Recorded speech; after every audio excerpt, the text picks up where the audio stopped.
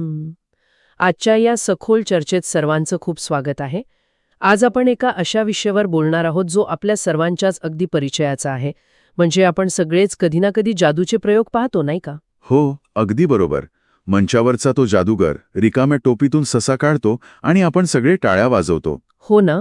म्हणजे ते सगळं खोटं आहे, एक डोळ्यांचा देखावा आहे हे आपल्याला पूर्णपणे माहीत असतं, तरीही आपण त्या प्रयोगाचा खूप आनंद घेतो. नक्कीच, कारण तिथे तो आभास एका मर्यादित वेळेपुरता असतो आणि त्याचा उद्देश फक्त मनोरंजन हाच असतो. खरंय. पण म्हणजे मला पडलेला प्रश्न असा आहे, की जेव्हा हीच हातचलाखी खऱ्या आयुष्यात सुरू होते तेव्हा काय होतं? जेव्हा समाज आभासालाच सत्य मानून जगू लागतो. हा खूप महत्वाचा मुद्दा आहे. वास्तवावर जेव्हा खोटेपणाचा रंग चढवला जातो, तेव्हा त्या जादूच्या प्रयोगाचा शेवट भयानक होतो. आणि म्हणूनच आज आपण विद्यावाचस्पती विद्यानंद यांच्या एका अत्यंत महत्वाच्या लेखनावर म्हणजे दिशाभूल करण्याचा खोटेपणा अंगलटी येतोच यावर आपण चर्चा करणार आहोत.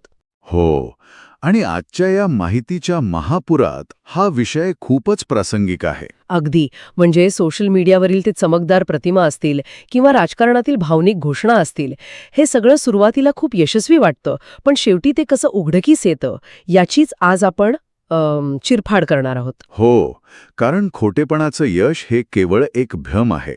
सत्याचा प्रकाश शेवटी अंधार चिरून बाहेर येतोच, हा निसर्गाचा नियम आहे. बरोबर. मग आता मला सांगा, आपण समाजातील मोठ्या खोटेपणाकडे वळण्याआधी वैयक्तिक पातळीवर या खोटेपणाची सुरुवात नेमकी कशी होते? लोक खोटं का बोलतात? खरं तर याची सुरुवात अत्यंत लहान आणि क्षुल्लक कारणांसाठी होते. म्हणजे अगदी छोट्या गोष्टींसाठी. हो ना, स्वतःची प्रतिमा उंचावणे, चार चौघांत प्रभाव पाडणे किंवा एखादा अगदी तात्पुरता फायदा मिळवणे, यासाठी लोक खोट्याचा आधार घेतात. म्हणजे एखाद्याने स्वतःच्या बायोडेटामध्ये थोडी खोटी माहिती घुसवली किंवा सोशल मीडियावर खूप आनंदी असल्याचं दाखवलं. अगदी तसंच. सुरुवातीला हे खूप निरुपद्रवी वाटतं, पण इथे मानसशास्त्राचा एक अत्यंत महत्वाचा भाग समजून घेणं गरजेचं आहे. तो कोणता? जेव्हा एखादी व्यक्ती सत्य बोलते, तेव्हा मेंदूला कोणतीही अतिरिक्त ऊर्जा खर्च करावी लागत नाही. सत्य ही एक साधी माहिती असते. हो, ती जशीच्या तशी स्मरणशक्तीत साठवलेली असते. पण जेव्हा खोटं बोललं जातं, तेव्हा मेंदूला एक पूर्णपणे नवीन आणि अस्तित्वात नसलेली पर्यायी वास्तविकता निर्माण करावी लागते. अरे बापरे, म्हणजे मेंदूवर खूप ताण येत असे. प्रचंड ताण येतो. इतकंच नाही तर ती वास्तविकता टिकवून ठेवण्यासाठी सातत्याने नवीन तपशील जोडावे लागतात. एक खोटं लपवण्यासाठी दुसरी 10 खोटी विधानं करावी लागतात. म्हणजे आपण कुणाला काय खोटं सांगितलं होतं हे लक्षात ठेवणं खूपच दमछाक करणारं असणार. नक्कीच. आणि या प्रक्रियेत माणसाची मानसिक शांतता पूर्णपणे हिरावून घेतली जाते. त्याचा आत्मविश्वास ढासळतो. मला तर हे ऐकताना एका कोळ्याच्या जाळ्यासारखं वाटतंय, म्हणजे स्पायडरवेबसारखं. खूप छान उदाहरण दिलंत. कसं ते थोडं स्पष्ट करा. म्हणजे बघा ना, कोळी स्वतःच्या फायद्यासाठी आणि दुसऱ्यांना अडकवण्यासाठी जाळे विणतो. त्याला वाटतो तो त्या जाळ्याचा राजा आहे. बरोबर. पण खोटेपणाचं जाळं असं असतं की एक वेळ अशी येते जेव्हा तो माणूस दुसऱ्यांना अडकवण्याऐवजी स्वतःच विणलेल्या त्या खोट्या दुनियेत अडकून गुदमरतो. अगदी तंतोतंत वर्णन केलंत. आणि त्या गुदमरण्याला एक अतिशय गडद किनार असते. ती म्हणजे सततची भीती. पकडले जाण्याची भीती. हो, आपण पकडले गेलो तर काय होईल ही असुरक्षिततेची भावना कायम घर करून राहते. पण याचा सर्वात मोठा फटका कोणाला बसतो माहितीये? कोणाला? मानवी नातेसंबंधांना.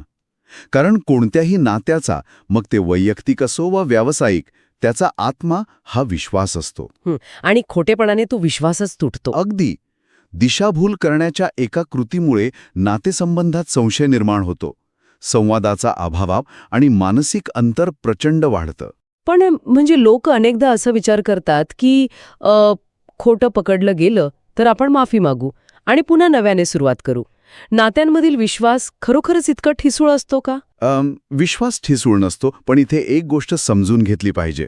सत्य हे केवळ एक नैतिक मूल्य नाहीये. मग ते काय आहे? ते मानवी नात्यांचं संरक्षण करणारे अत्यंत व्यावहारिक आणि मूलभूत तत्व आहे. एकदा उडालेला विश्वास पुन्हा मिळवणं जवळपास अशक्य असतं. बापरे, हे खूपच गंभीर आहे. हो ना. जसं इमारतीचा पायाच जर खोटेपणाने पोखरलेला असेल तर इमारत कितीही सुंदर असली तरी ती कोसळणारच. नक्कीच. आता वैयक्तिक पातळीवर खोटेपणाचे हे परिणाम आपण पाहिले, पण मला ज्या गोष्टीची सर्वात जास्त भीती वाटते ती थोडी वेगळी आहे. कोणती? जेव्हा मानवी स्वभावाची हीच कमकुवत बाजू डिजिटल माध्यमांच्या हाती लागते तेव्हा काय होतं? तुम्ही अगदी आजच्या काळातील सर्वात ज्वलंत मुद्द्याला हात घातलात. म्हणजे वैयक्तिक खोटेपणाला जेव्हा स्मार्टफोनसारखा मेगाफोन मिळतो तेव्हा दिशाभूल करण्याचं स्वरूप खूपच भयानक होतं ना? खूपच भयानक. डिजिटल युगातील दिशाभूल ही सामाजिक अधोपतनाची एक अत्यंत वेगवान प्रक्रिया बनली आहे. पूर्वी कसं एखादी अफवा पसरायला वेळ लागायचा. हो, काही दिवस किंवा महिने लागायचे, पण आज एका क्लिकवर, एका सेकंदात हजारो लोकांपर्यंत खोटी माहिती पोचते. आणि त्यातल्या त्यात म्हणजे कोणतीही पडताळणी न करता मेसेज पुढे पाठवण्याची सवय, ते फॉरवर्डेड ॲज रिसिव्ड. अगदी बरोबर. सत्यता न तपासता आलेला मेसेज पुढे ढकलण्याची सवय समाजाला लागली आहे. हे सगळं पाहिल्यावर मला एका संकल्पनेची आठवण येते, फास्ट फूड विरुद्ध सकस आहार. रंजक वाटतंय. कसं? म्हणजे खोटी माहिती, अफवा या अगदी चटकदार फास्ट फूड सारख्या असतात. त्या लगेच पचतात, मेंदूला उत्तेजना घेतात. बरोबर आहे. या उलट सत्य हे सकस आहारासारखं असतं. त्याची चव मिळायला वेळ लागतो. सत्य बऱ्याचदा कंटाळवाणे आणि गुंतागुंतीचं असतं. अगदी बरोबर. मग माझा प्रश्न हा आहे की माणसाचा कल नेहमी विचार करण्यापेक्षा भावनिक प्रतिक्रिया देण्याकडे जास्त का असतो? आपण या चटकदार खोट्याला का बळी पडतो? कारण याच मानवी कमकुवतीचा फायदा दिशाभूल करणारे घेतात. आपला मेंदू धोक्याची किंवा अत्यंत भावनिक माहितीची नोंद सर्वात वेगाने घेतो. म्हणजे भीती आणि राग पटकन ट्रिगर होतो. हो, जेव्हा भावना उसळी मारतात तेव्हा तार्किक विचार करणारा मेंदूचा भाग तात्पुरता काम करणे थांबवतो. लोक सत्य शोधण्याऐवजी भावनिक प्रतिक्रियांमध्ये वाहून जातात. पण याचे सामाजिक परिणाम खूप भयंकर होतात ना? होतात ना. समाजात संशय आणि द्वेषाचं वातावरण निर्माण होते. नक्कीच. असत्यावर आधारित प्रचारामुळे लोकांची विचारशक्ती कुंठित होते. आणि यात जे निष्पाप लोक आहेत त्यांना आर्थिक आणि मानसिक नुकसान सहन करावे लागते. अगदी. आणि सर्वात वाईट गोष्ट म्हणजे या सगळ्या गोंधळात समाजाची नैतिकता कमकुवत होऊन प्रामाणिक लोकांचा आवाज दाबला जातो. हेच तर त्यांचं उद्दिष्ट असतं, नाही का? हो. म्हणूनच आजच्या युगात माहितीचा वापर करताना विवेक आणि जबाबदारी या केवळ आदर्श संकल्पना राहिल्या नाहीत, त्या समाजाच्या अस्तित्वासाठी अत्यावश्यक बनल्या आहेत. खरंय. पण हे सगळं ऐकायला खूप आधुनिक वाटतं. म्हणजे इंटरनेट आणि डिजिटल माध्यमांमुळेच हे सुरू झालंय असा आपला समज होऊ शकतो. पण तसं नाहीये. तेच, खोटेपणाचे हे तंत्र केवळ आजच्या डिजिटल युगातले नाहीत, तर इतिहासानेही याचे पुरावे दिले आहेत. अगदी बरोबर. डिजिटल माध्यमे हे फक्त एक नवीन साधन आहे, पण लोकांची दिशाभूल करण्याची वृत्ती शतकानुशतके तीच आहे. म्हणजे इतिहासात अशी उदाहरणे आहेत? असंख्य उदाहरणे आहेत. अनेक सत्ताधीश, व्यापारी आणि प्रभावशाळी व्यक्तींनी खोट्या प्रतिमेच्या जोरावर काही काळ राज्य केले. त्यांच्या खोट्या कथांवर समाजाने विश्वास ठेवला. हो, पण वास्तव समोर येताच त्यांची प्रतिष्ठा धुळीस मिळाली. इतिहास हेच शिकवतो की समाज कायमस्वरूपी फसवला जाऊ शकत नाही. मला हे सगळं पाण्याच्या बुडबुड्यांसारखं वाटतं. सुरुवातीला ते बुडबुडे खूप मोठे आणि आकर्षक वाटतात. बरोबर, सप्तरंगी दिसतात. पण शेवटी त्यांच्या आत फक्त पोकळी असते आणि ते फुटतातच. तरीही लोक यातून धडाका घेत नाहीत. कारण खोटेपणाचे तात्पुरते फायदे डोळ्यांना सहज दिसतात, पण त्यातून होणारे दीर्घकालीन नुकसान अदृश्य असते. म्हणजे अनेकदा आपण पाहतो की काही खोटे दावे करणारे लोक खूप वर्ष सुखात जगताना दिसतात. त्यांचे बुडबुडे कधीच फुटत नाहीत असं वाटतं. खूप चांगला प्रश्न आहे. पण इथे दृश्य आणि अदृश्य परिणामांमधील फरक समजून घेतला पाहिजे. भौतिक प्रगती दिसते, पण आतून लागलेली कीड दिसत नाही. कीड म्हणजे वाळवीसारखी? अगदी. वाळवीने पोखरलेलं लाकूड जसं बाहेरून मजबूत दिसतं, पण आतून सगळं संपलेलं असतं. या लोकांना सतत भीती आणि असुरक्षिततेत जगावं लागतं. म्हणजे त्यांचं यश हा एक आभास असतो. आणि म्हणूनच सत्याचा मार्ग निवडणे महत्वाचे ठरते. पण सत्याचा मार्ग इतका कठीण का असतो? कारण सत्य बोलणाऱ्याला विरोध, उपेक्षा आणि नुकसान सहन करावे लागते.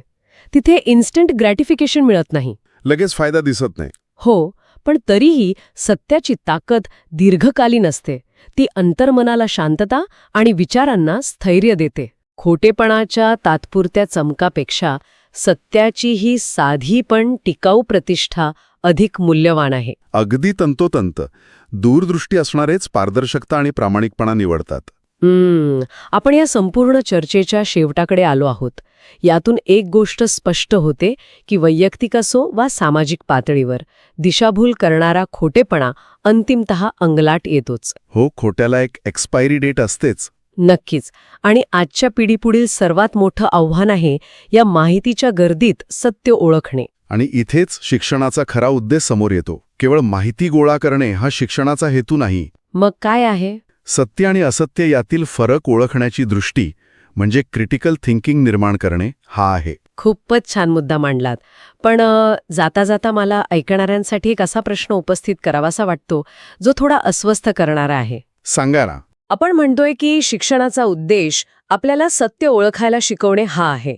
पण भविष्यात जेव्हा आर्टिफिशियल इंटेलिजन्स म्हणजे AI आणि डीप फेक्समुळे खोटे आणि खरे या डोळ्यांनी फरक करणेच अशक्य होईल तेव्हा काय?